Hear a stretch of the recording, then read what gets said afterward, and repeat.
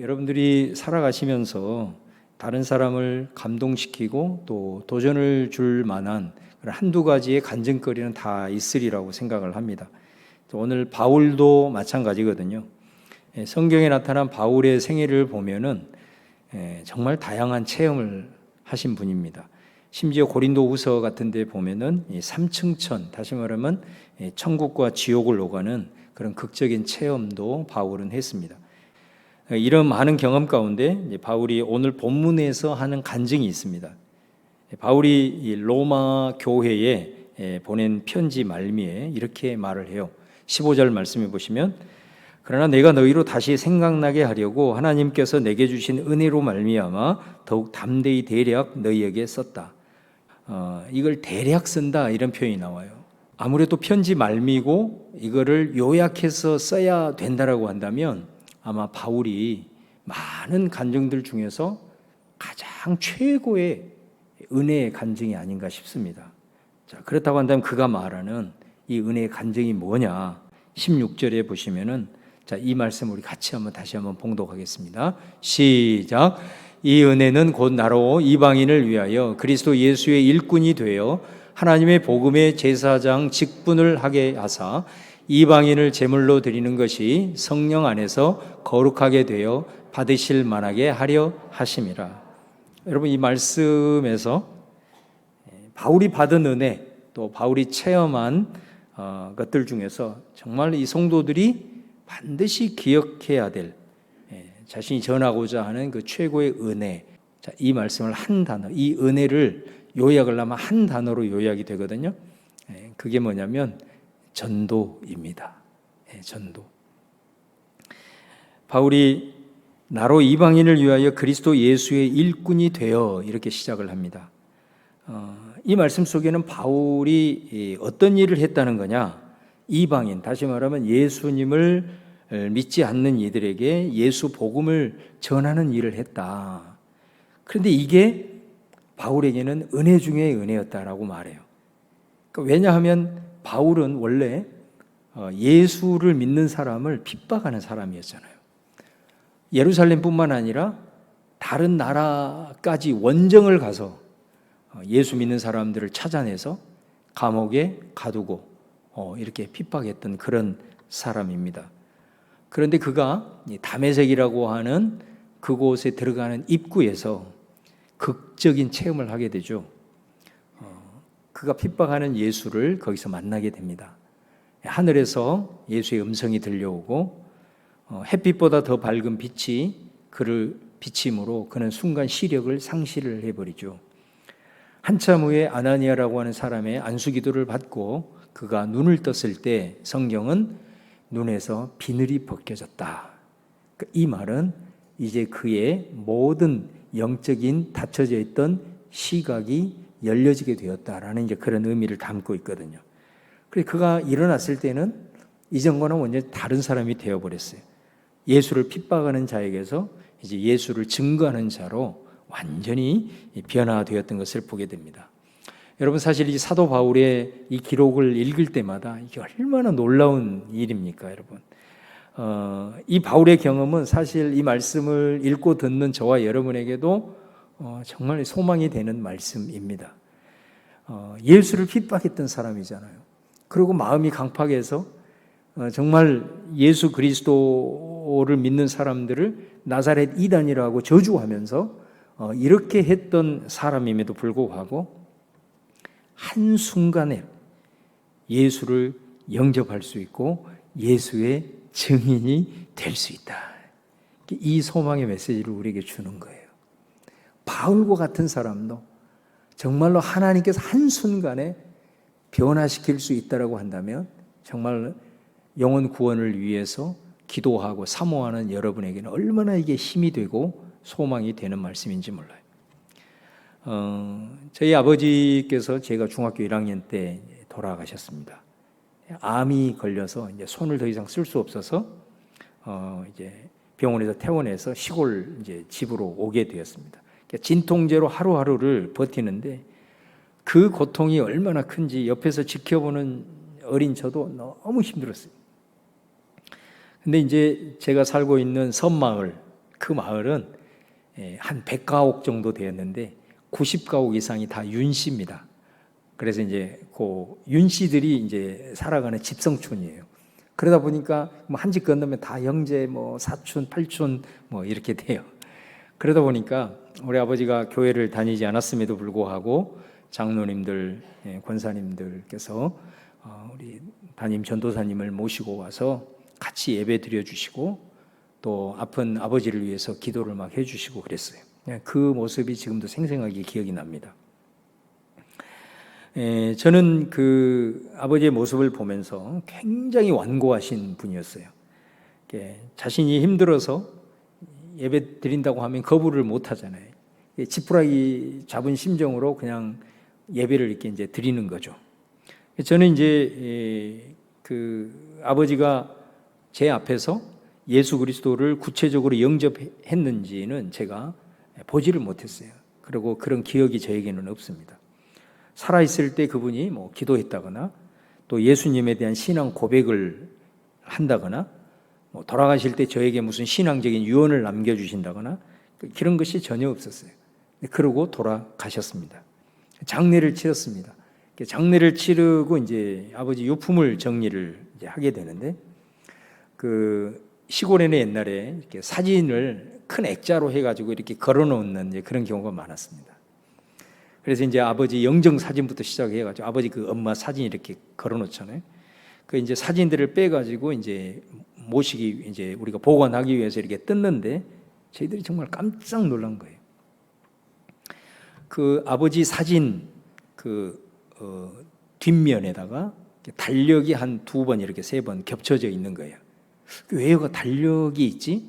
하고 이렇게 딱 그걸 열어보니까 그 달력 그 뒷면에다가 아버지가 우리 하나님 아버지에 대한 신앙 고백문을 장문으로 거기를 빽빽하게 기록을 해놓았던 거예요. 그래서 우리가 그 모습을 보고 얼마나 울었는지 몰라요. 너무나도 감동이 되고 깜짝깜짝 놀라게 된 거예요. 그러니까 장로님들, 집사님들 또 전사님이 신방 오셔서 예배 드리시고 병치유를 위해서 기도해 주실 때 그 안에 복음이 들어갔던 거예요. 겉으로는 태를 내지는 않았지만 우리 앞에서는 막 그런 모습을 내세우지 않았지만 그 안에 복음이 들어가서 거기에다가 정말 자기의 신앙 고백을 그렇게 자세하게 기록을 해놓고 이제 돌아가신 후에 이거를 이제 액자를 뜯을 줄 알고 자녀들에게 나는 예수 믿고 구원 받았다라고 하는 걸 자식들한테 알게 하려고 거기에다가 이렇게 한 2번, 3번 접어가지고 넣어 놓았다라는 것입니다. 여러분이 기도하고 있는 사람들 있잖아요. 절대로 기도를 멈추지 마시기를 바랍니다. 그리고 기회가 있는 대로 예수 복음을 전하십시오.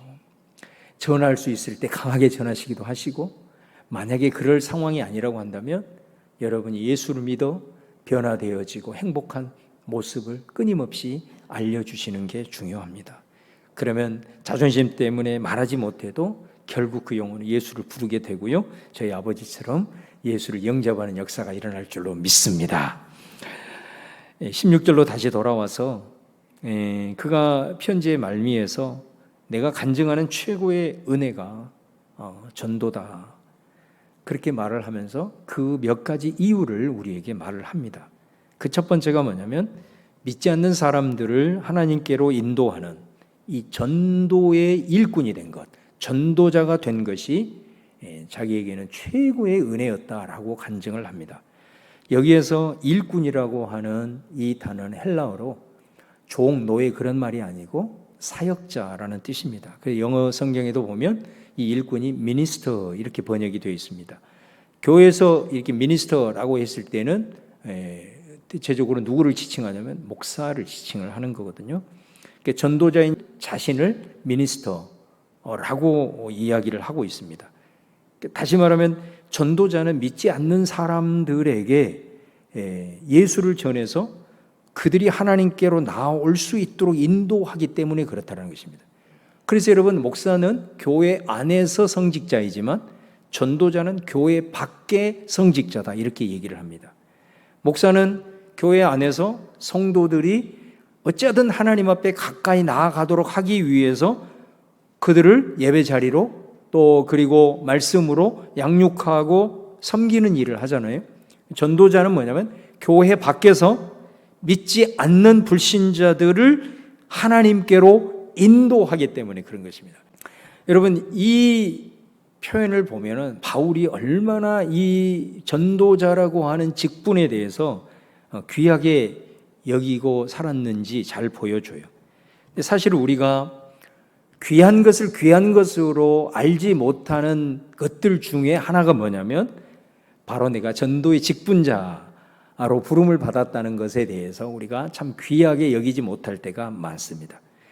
여러분, 전도라고 하는 것은 모든 그리스도인에게 공통적으로 주어진 사명이잖아요.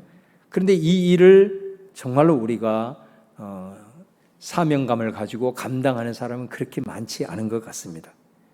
바울처럼 이 사명을 귀하게 여기고 나 같은 사람이 이 일을 할 수 있도록 맡겨주신 이것이 정말 하나님의 은혜 중에 은혜라고 하는 사실을 깨달아야 사실은 감당할 수 있는 일이기 때문에 그런 것입니다. 이 카셀이라고 하는 분이 이런 찬송시를 남겼습니다. 주 내게 부탁하신 일 천사도 흠모하겠네. 화목해 하라신 구주의 말씀을 온 세상 널리 전하세. 찬송가 508장의 작시의 내용이거든요. 여기에 보면 이 카셀이라는 분이 뭐라고 표현하냐면 복음을 전하는 일은 하늘의 천사가 부러워할 흠모할 만한 일이다라고 고백을 하고 있는 걸 보게 됩니다. 이것을 은혜로 알고 그 직분이 영광스러운 직분인 것을 알면 그 일을 하면서도 감사가 나오는 거고요. 또 그 일을 하면서 때로는 힘들고 어려운 일이 닥쳐도 그 닥치는 그 모습으로 인하여 오히려 감사하고 오히려 하나님께 더 영광 올려드리는 걸 보게 됩니다. 여러분, 우리가 피켓 전도를 시작하고 저도 이제 막 시작을 했지만 저는 나갈 때 그런 기도를 합니다. 주님, 오늘 또 저에게 예수 때문에 욕먹는 경험하게 해주세요.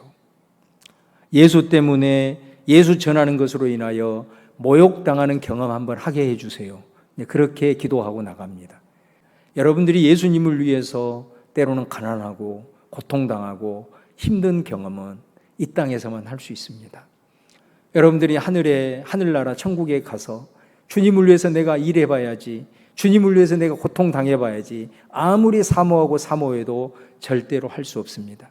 주님을 위해서 모욕당하고 고통당하는 경험은 이 땅에서만 할 수 있기 때문입니다. 사실은 피켓 전도를 하면서도 마음 가운데 사실은 좀 두려움도 있거든요. 그런데 이 기도를 하고 나면 그래, 오늘 가서 주님 때문에 모욕당해봐야지, 주님 때문에 고통을 한번 당해봐야지, 이거 이 땅에서만 주님을 위해서 할 수 있다는 건데 얼마나 영광스러운 일이야, 이런 생각이 들면 막 가는 발걸음이 재밌는 거예요. 그래서 이번 주 수요일에도 우리 전도대원들 다 짝이 있는데 저만 짝이 없었어요. 그래서 저 혼자 피켓 들고 나갔어요. 나가서 이렇게 딱 기도하고 서 있자마자 아주 세련되게 보이는 여자 세 분이 저에게 다가오는 겁니다. 그래서 왜 저에게 오지? 내가 착각하고 있나? 이랬는데 딱 오더니 자기가 이제 먹으려고 그 아이스 아메리카노 테이크아웃을 한 거를 저에게 주면서 이거 마시라는 거예요, 저한테. 그래서 제가 순간 당황했습니다. 그래서 아유, 괜찮습니다. 저는 너무 감사합니다. 그랬더니 제가 너무 이렇게 수고하시는 것 같아서 꼭 드리고 싶다고 이렇게 얘기를 하는 거예요. 그래서 제가 마음으로만 받겠습니다. 감사합니다. 그랬더니 그분이 저도 교회 이렇게 집사인데 이 모습을 보니까 제가 너무 이렇게 그런 마음이 들어서 그런다고 그렇게 하는 거예요. 그래서 제 순간 그런 하나님 앞에 그런 기도를 드렸어요. 주여, 제가 여기 나올 때 주님 때문에 좀 고난 당한 걸 기도했는데 왜 그런 기도 제목 안 들어주시고 이 전도하러 왔는데 대접만 받게 해주시고 이렇게 사람들한테 격려만 받게 해주시냐고 제가 빙긋 웃으면서 하나님 앞에 기도했던 적이 있습니다. 여러분, 바울은 자신을 전도자로 부르시는 이 하나님의 은혜가 얼마나 큰가를 알았어요. 그 직분은 천사도 흠모할 만한 귀한 것임을 알았습니다. 우리가 전도할 때 자존심 상하고 전도할 때 모욕당하고 예수 전할 때 핍박도 받았어요. 그런데 그에게는 그 모든 것이 너무 감사인 거예요. 주님의 남은 고난을 내 육체에 채운다라고 생각했기 때문에 이 전도자가 최고의 영광스러운 직분이고 최고의 은혜라고 사도 바울은 우리 앞에서 간증을 하고 있는 것입니다. 두 번째는 전도가 하나님의 복음의 제사장의 직분이기 때문에 정말로 이건 은혜 중에 은혜라고 간증을 합니다. 여러분, 바울이 복음 전하는 일을 제사 드리는 일이다 이렇게 보는 거예요. 복음 전도자를 제사장이라고 얘기했다는 것은 이 복음 전하는 일은 하나님 앞에 제사, 즉 예배 드리는 일로 그렇게 보고 있다는 거거든요. 그러니까 여러분, 우리가 하나님 앞에 예배를 드리는 가장 근본적인 목적이 뭐예요? 우리가 구약에 보면 제사법을 하나님께서 주실 때에 그 제사법을 통해서 우리에게 주시고자 하는 가장 큰 목적이 뭐냐면요, 회복입니다. 회복. 다시 말하면 죄로 인해서 우리는 하나님과 담이 쳐져 있는 거예요. 담이 있으면, 벽이 있으면 이쪽에서 얘기를 해도 이쪽에서는 못 듣잖아요. 그러니까 우리가 죄로 인해서 하나님과 담이 딱 쌓아져 버리니까 우리가 하나님 앞에 기도해도 들리지 않는 거예요, 하나님은. 그래, 하나님이 내게 말씀을 해도 담이 있기 때문에 그 하나님의 음성을 우리는 못 들어요. 그리고 하나님이 우리를 위해서 행하시는 일들이 많거든요. 그거를 담이 쌓여져 있기 때문에 우리는 그걸 못 봐요. 그러니까 은혜에 대한 감사보다는 그거를 못 보기 때문에 자꾸 하나님에 대한 서운함만, 원망만 우리 안에 있는 이유가 죄로 인한 담이 있기 때문에 그래요. 그러니까 하나님은 죄로 인하여서 담이 쳐져서 더 이상 교통할 수 없는 이 부분을 회복시키기 위해서 제사를 준 거예요. 회복시키기 위해서 예배 드리도록 하셨다고요. 예배의 목적이에요. 그러니까 여러분, 예배를 통해서 우리가 주님 앞에 나아갈 때 예수 이름으로, 예수 보혈로 우리가 예배 드리잖아요. 예배를 통해서 우리의 죄가 사해지는 거예요. 죄가 사해져야 하나님과의 담이 허물어져요. 그래야 하나님의 음성을 들을 수 있어요. 우리가 하나님 앞에 기도할 주님이 그 음성을 듣고 응답을 해 주시는 거예요. 예배를 소홀히 하고 내가 그리스도인으로서 살아간다? 불가능해요. 그래서 예배가 그리스도인에게는 생명줄인 이유가 여기에 있는 것입니다. 예배를 소홀히 하고 그리스도인으로서 살 수 없어요. 제사장은 예배를 집리하는 사람이에요. 그래서 사람과 하나님 이 사이를 화목의 상태로 연결시켜주는 중보자의 역할을 하는 거거든요. 또 우리가 다른 사람을 전도하는 것은 뭐냐면 하나님과 완전히 단절되어 있는 사람을 인도해서 하나님과 화목시키는 역할을 하는 거예요. 그래서 바울은 전도자를 복음의 제사장이라 이렇게 얘기를 한 거예요.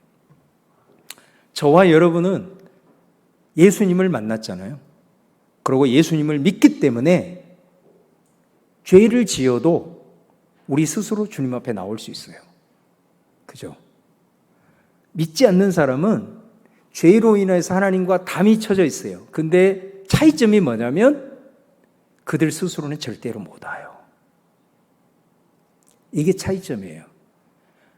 예수 믿는 사람이라고 믿지 않는 사람이라고 다를 바가 있습니까? 다 죄인이에요.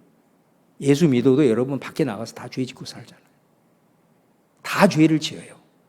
그런데 예수를 믿는 저와 여러분은 죄를 지을 때 예배 자리로 여러분 스스로 나올 수가 있다고요.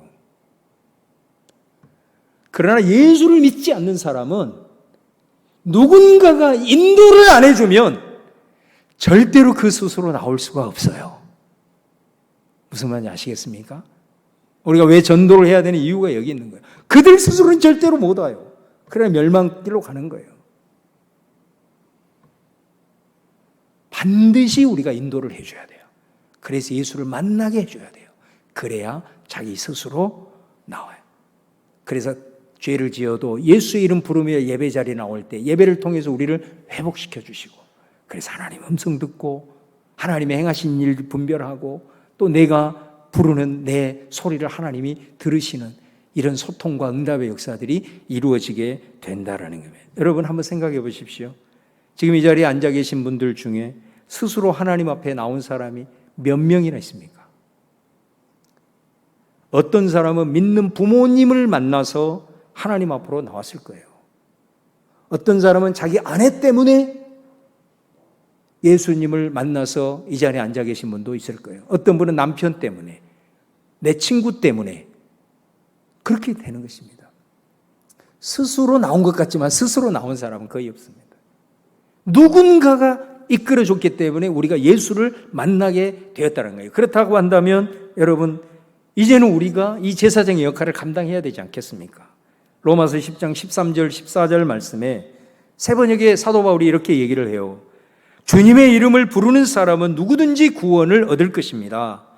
그런데 사람들은 자기들이 믿는 적이 없는 분을 어떻게 부를 수 있겠습니까? 또 들은 적이 없는 분을 어떻게 믿을 수 있겠습니까? 선포하는 사람이 없으면 어떻게 들을 수 있겠습니까? 라고 말을 합니다. 얼마나 기가 막힌 말씀입니까? 예수의 이름을 불러야 구원을 얻습니다. 그런데 그 이름을 불러야 하는데 그 이름을 믿은 적이 없는데 어떻게 그 이름을 부를 수가 있겠습니까? 그러면 믿으려면 어떻게 됩니까? 그 예수의 이름을 들어야 되지 않겠습니까? 들은 적이 없는데 어떻게 예수를 믿는단 말입니까? 그러면 들으려면 전해주는 사람이 있어야 되잖아요. 전하는 사람이 없는데 어떻게 들을 수 있겠느냐라고 하는 사도 바울의 외침입니다. 여러분, 우리 이솝우화에 보면 여우가 포도가 주렁주렁 달린 포도밭을 지나갑니다. 너무 탐스러워서 먹고 싶은 거예요. 그래서 이 여우가 온갖 수단 방법을 가리지 아니하고 점프도 해봤다가 뭐 이런저런 일을 해봐도 포도를 먹을 수가 없는 겁니다. 그래서 이 여우가 그 아래에서 입을 벌리고 언젠가는 저 포도가 떨어질 거야 하고 생각을 하고 입을 벌리고 있었습니다. 아무리 기다려도 포도가 떨어지질 않는 겁니다. 그래서 턱이 이제 빠지려고 하는 거예요. 그래서 이 여우가 포기를 하고 이제 지나갑니다. 지나가면서 여우가 한마디 하죠. 뭐라고 했을까요? 저 포도는 신포도여서 먹을 수 없을 거야. 이렇게 하고 지나갑니다. 여러분, 우리가 이 여우처럼 사실은 막연하게 기다리고 있지는 않습니까? 우리 교회 새로운 사람들이 올 거야. 우리 교회 때가 되면 부흥할 거야. 오지 않으면 아유, 그 사람은 하나님 택한 사람 아닐 거야. 여우처럼. 그 사람은 우리 교회와 인연이 없어서 그럴 거야. 제가 수요 전도대 할 때 항상 개강할 때 항상 하는 말이 있거든요. 누군가가 교회에 등록을 했다면, 다시 말하면 그가 스스로 왔든 어떤 모습으로 왔든 간에 그 사람이 하나님 앞에 나오는 것은 어느 누군가가 뿌렸기 때문에 온 것입니다. 우리 수요전도대 여러분들이 지금은 뿌리는 것입니다. 여러분이 뿌려야 어떤 모습으로든 열매가 있기 때문이지 그냥 되는 법은 하나도 없는 거예요. 여러분, 예수님도 하나님의 아들이지만 인류를 구원하기 위해서 자기 생명을 희생했다고요. 당연한 것이 뭐가 있습니까? 천하를 얻기 위해서 이 세상 사람들이 얼마나 많은 노력을 하고 대가를 지불합니까? 한 영혼이 돌아오는 것은 천하보다 더 귀하다고 그랬는데 우리는 여우처럼 막연하게 떨어질 것을 쳐다보고 있는 거예요. 그러면서 안 되면 자기 변명하고 있는 우리들의 모습이 아니냐 이거예요.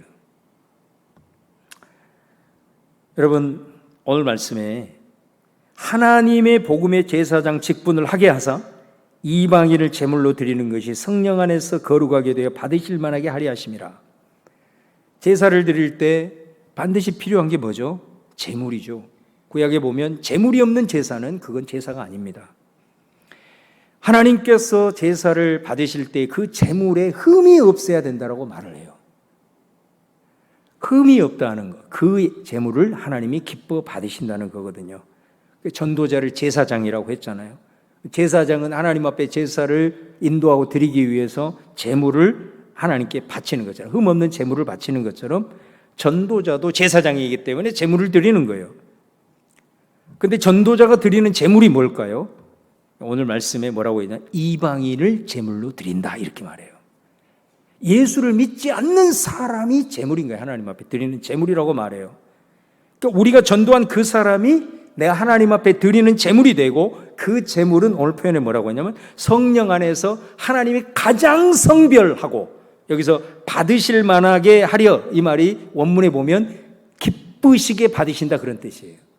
그러니까 하나님이 가장 기쁘시게 받으시는 제물이 이것이다라고 말해요. 여러분, 오늘 말씀을 듣는 저와 여러분이 오늘 이 말씀을 통해서 한번 좀 이 비전을 같이 품었으면 좋겠어요. 할렐루야. 우리 성민교회에서 올려드리는 주일 예배가 하나님이 기뻐 받으실 만한 예배가 되게 하여 주시옵소서. 여러분, 우리가 올려드리는 찬양도 제물입니다. 우리가 올려드리는 기도도 제물입니다. 우리가 예배를 위해서 섬기는 헌신도 제물입니다. 그러나 이방인, 다시 말하면 불신 영혼이 하나님 앞에 나와 예배 드리는 것, 하나님이 가장 기뻐하시는 성별된 제물이다. 사도 바울이 그렇게 말하고 있는 거예요. 이 제물 드리게 하여 주시옵소서. 우리가 이 비전 품고 우리가 함께 기도하고 함께 수고하고 뿌리는 그런 믿음의 발걸음의 행진이 이어질 수 있기를 주님의 이름으로 축원합니다. 마지막으로 바울이 간증하는 것은 이 전도가 기적과 성령의 능력이 임하는 통로였기 때문에 내가 이 받은 은혜, 내가 이 체험한 은혜를 너희들에게 간증한다라고 얘기합니다. 17절 말씀에 그러므로 내가 그리스도 예수 안에서 하나님의 일에 대하여 자랑하는 것이 있다. 하나님의 일에 대해서 자랑할 것이 있대요. 그게 뭐냐면 18절 19절에 보면 그리스도께서 이방인들을 순종하게 하기 위하여 나를 통하여 역사하신 것 외에는 감히 내가 말하지 아니한다. 다시 말하면 하나님께서 나를 통해서 역사하시는 것들이 많이 있다는 거예요. 근데 그거를 내가 너희들에게 다 알릴 수 있지만 그거는 내가 다 제한다. 그러나 이것만큼은 내가 꼭 너희들에게 전해야 되겠다. 그거는 뭐냐면 내가 복음 증거할 때 이방인, 불신자들이 그 복음 앞에서 순종하게 하기 위해서 하나님이 나를 통해서 역사하셨던 기적과 표적과 성령의 능력만큼은 너희들에게 내가 꼭 전해야 되겠다라는 말씀이거든요. 여러분, 사실 사도 바울이 전도를 할 때에 그 유대인들에게 얼마나 많은 핍박을 받았습니까? 정말로 삶의 소망까지 끊어진 경험이 한두 번이 아니었었거든요. 그럼에도 불구하고 또 다른 측면으로 봤을 때는 사도 바울이 전도할 때 얼마나 많은 기적이 일어났는지 몰라요. 얼마나 많은 강한 성령의 역사가 나타났는지 몰라요. 그렇기 때문에 그 고통 속에서도 하나님이 예루살렘에서부터 일루리곤까지 편만하게 그 핍박과 고통 속에서도 하나님이 행하셨던 그 역사와 표적과 성령의 능력으로 복음이 들어가게 되고, 그리고 그 불신자들이 복음 앞에 무릎 꿇게 되고 교회가 이만큼 세워졌다는 것은 내가 너희들에게 하지 않을 수 없다라고 얘기를 하고 있는 것입니다. 그러니까 사도 바울은 우리에게 얘기를 하는 거예요. 우리가 하나님의 복음을 전하기로 결단하고 이 복음을 어찌하든 전하려고 하는 그 현장 가운데 하나님께서 그 불신자들을 영적으로 제압할 수 있도록 하나님께서 우리에게 기적을 주시고 하나님께서 역사를 베풀어 주시더라라는 것을 우리에게 말씀하고 있는 거예요. 저는 이 말씀을 묵상하면서 오늘날로 표현을 해보면 왜 지금 이 시대에는 기적이 없는가? 왜 지금 이 시대에는 성령의 강력한 역사가 이렇게 희미한가? 그 나름대로의 답을 주고 있는 것이 아닌가? 그렇게 묵상을 했습니다. 그 답이 뭐예요?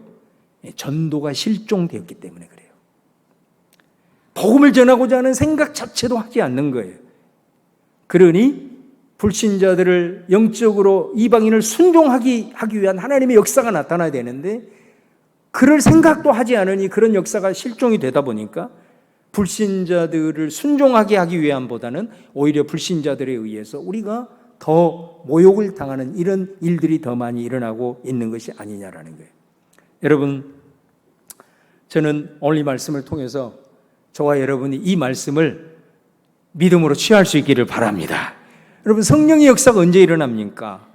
여러분의 삶에 우리 성민교회 안에 기적과 표적이 언제 일어납니까? 기도하면 병든 자가 일어나고 실패한 자도 회복되고 영적으로 무기력한 자들도 담력을 얻어 일어나는 역사가 언제 일어나냐라는 거예요. 저와 여러분이 복음을 전하는 믿음의 결단을 하고 그 발걸음을 내딛고 그런 복음의 열정으로 충만한 교회 안에 이 성령의 역사가 일어난다라는 거예요. 그리고 그런 마음을 품고 내디디며 나갈 때 물론 자존심도 상하는 일도 있겠죠. 여러분, 우리가 사도 바울처럼 이런 마음을 품고 우리들의 삶의 일상에서 내 가족들에게 또 내 주변의 사람들에게 예수 복음 증거하며 나갈 때 힘든 일이 있을 거예요. 왜 없겠어요? 바울이 그런 경험을 했기 때문에. 그러나 중요한 것은 그것만 있는 게 아니에요. 그 모든 것을 다 잠재울 수 있는 하나님의 역사를 체험하게 됩니다. 하나님의 기적을 경험하게 됩니다. 하나님의 표적으로 말미암아 그들이 이방인이 복음 앞에 순종할 수 있도록 하나님이 하시겠다라는 것 아니겠습니까? 여러분, 실제로 우리가 그거 많이 체험하고 있지 않습니까? 여러분, 우리가 우리 가운데 수평 이동하신 분 말고 예수 복음 제일 처음 믿어서 오신 우리 새신자들도 있었잖아요. 그 새신자들이 처음에 양육을 받고 이제 구역으로 들어가서 신앙생활을 하게 될 때에 이게 얼마나 마귀가 예수 믿지 못하도록 영적으로 공격을 많이 했잖아요. 그랬을 때 우리 어떻게 합니까? 그 영혼을 위해서 얼마나 우리 중보기도자들부터 시작해서 같이 기도 많이 했잖아요. 결국은 다 영적 전쟁에 승리하게 됩니다. 그런데 여러분, 그 예수 믿고 이제 영적 공격을 받고 힘들었지만은 그 사람들을 위해서 우리 기도할 때 그들의 삶 속에서 하나님의 살아계심과 하나님의 기적과 체험이 얼마나 많았어요. 여러분들 다 봤잖아요. 그러므로 여러분 주변에 정말로 힘들어하는 사람, 여러분 주변에 정말로 절망 가운데 고통스러운 사람은 절대로 그대로 지나치면 안 됩니다. 그 사람이 예수를 믿으면요, 예수로 인해서 영적 공격을 받지만은 하나님께서 그의 삶에 기적과 표적을 통해서 하나님의 살아계심을 나타내 보이신다고요. 우리가 여러분 주변에 여러 가지 삶의 상황으로 인해 고통받는 분들 그대로 놔둘 것입니까? 예수 믿게 해서 인생의 반전을 경험하게 해야죠. 하나님의 기적을 체험하고 하나님의 역사를 체험하게 해서 그 영혼들이 새로운 삶의 여정과 하늘나라의 소망을 품도록 만들어야 되지 않겠습니까? 저와 여러분들이 오늘 주신 말씀 기억하면서 전도자는 영광의 직분이라는 거, 복음의 제사장이라는 거, 전도자를 통해 전도받는 사람들의 삶의 표적과 기적이 나타나 인생이 역전된다는 것을 꼭 기억하고 우리가 주님 앞에 함께 기도하면서 우리들의 삶의 현장에서 이 마음 끝까지 품고 기도하고 있는 영혼들 끝까지 기도 포기하지 말고 하나님 앞에 나가서 여러분을 통해서 귀한 생명의 역사들이 많이 잉태되어지는 일이 있기를 주님의 이름으로 축원합니다.